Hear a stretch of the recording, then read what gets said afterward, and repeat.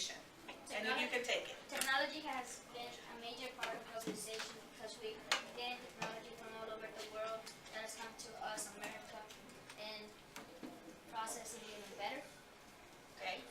Technology, Remember you're debating today. technology is good because one day we'll be able to go into space and explore into deeper space. Okay. Rebuttal? But one day, sometimes, one person will create a robot that is too smart and can overrule us and create a robotic human apocalypse. Okay, let's venture away from Terminator. Tell me, cons. Why are we again? How is globalization affecting technology in a negative way? Go ahead, Pete. With everybody having the ability to grasp any technology at the point of their fingertips, many people can use it for dangerous things, like, let's say, hackers, or the government shutdown, or Anonymous, or Edward Snowden. Anybody like that, if they decide, because anybody can betray at will, like they don't have to just stick to their side. Let's say they find out something and they want to share it with the world. They can type it on Facebook or just upload it to the internet, and everyone will know within a millisecond. Lovely words.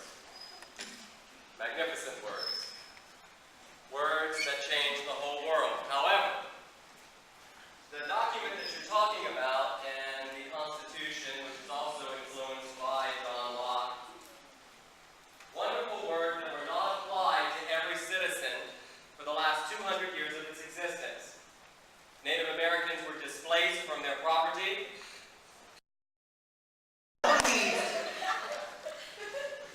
That you are mixed up here. You are mixing up the effects of colonization, which is what took away the properties from the Native Americans away from them. It was not John Locke's belief about property that influenced the Native Americans to lose their land. He believed that any man that worked the land deserved to get full credit and deserved everything that came from that land, and that everything that came from the work that he did on that land belonged to him.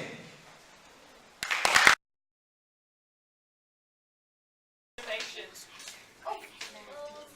what's characterization? The way the author describes the character. Very good. The way the author describes a character.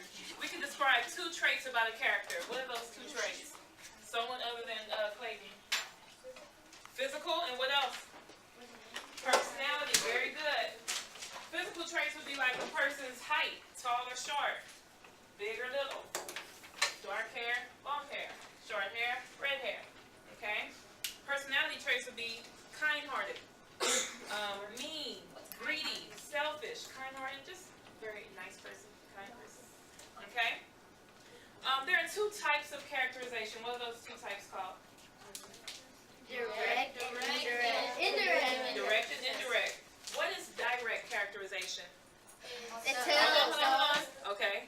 Hector? The author tells the audience what the character is like. Very good. The author tells the audience what the character is like. Okay? Good, good, good. What's indirect characterization? Amanda? The author shows things that reveal the personality of the character. Very good. The author shows you the character. Okay? And there are 5 different ways that the character does that, or that the author does that. And what are those 5? What's that mnemonic device called? STEAL. S-T-E-A-L. What's the S stand for, Kayla? Speech. Speech. Explain speech for me, please. What does the character say? How does the character say? Character says it. Very good. When we say how does a character say it, what does that mean? We know what they say, but... Emotional, like is he feeling emotional? Oh, okay, good. You can say stuff with emotion. What if you have an accent? Like, say, for instance, you're from Australia, or you're from British, or you're British. Okay. Instead of saying, can I go to the restroom, you say, can I go to the, Baño. no. The loo. The loo. The loo. Yes, very good. Okay. Can I go to the loo? No, it's can I go to What's the next one, Alexander? Thoughts and what? And effects on No. If we're still dealing with thoughts, what is another way? Feelings. Good. So describe that for me. Tell me what that means. What does the character think and how does the character feel? Very good. Very good. What does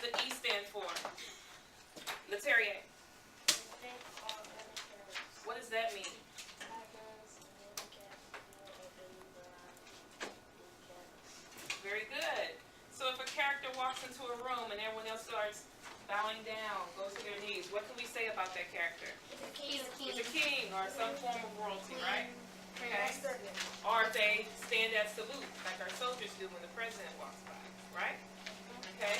So if the character walks into the room and everybody starts running, what does that mean? He may be scary, or he's mean, okay?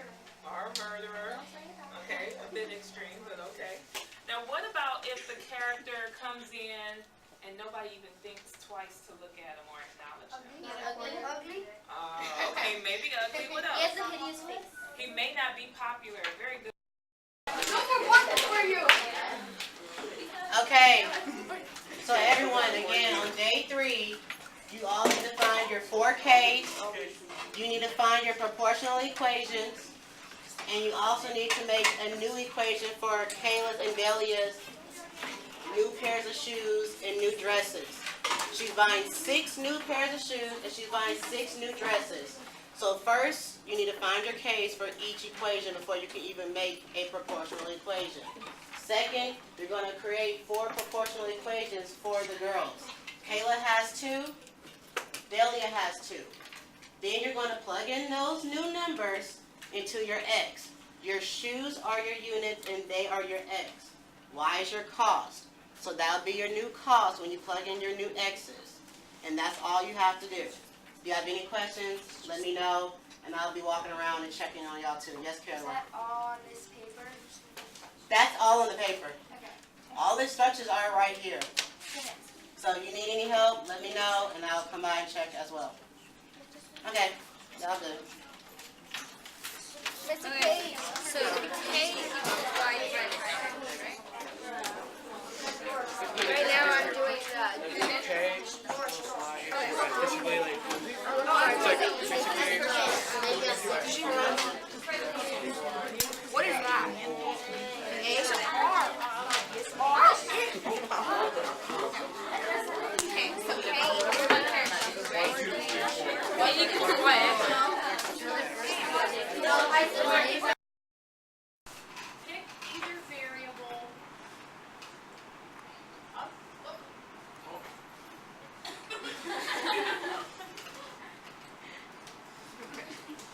Go back to the flip chart on the bottom. That's not a flip chart. That looks like a flip chart. Okay. So he's going to tell us with the highlighter the answer to question 1. What variable do we measure?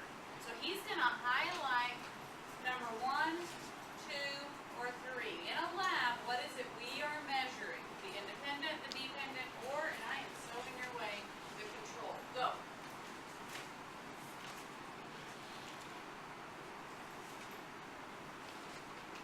This is like a game show. What noise will it make? Okay, so you know what to do. Do the back arrow on the bottom. So now put it in a complete sentence. Go. Turn it to the class because they can't hear. That board already knows the answer. Turn to the class. The dependent is what we measure. Question 2, what variable are we allowed to change? What is the variable we are allowed to change?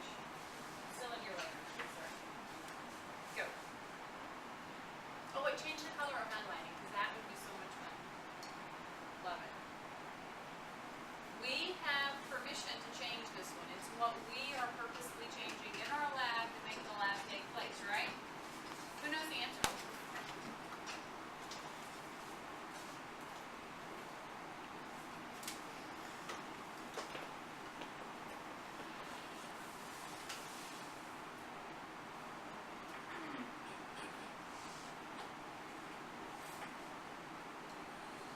Okay, good job.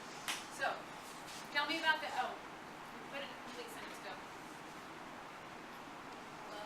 No, turn around. And now you're just gonna say the variable that we can, go, hurry.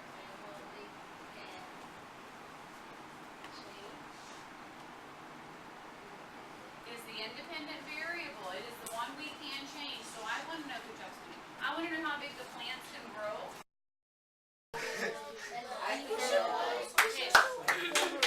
What I want you to do now, good, I'm glad y'all like that. What I would like for you to do now, because you didn't experience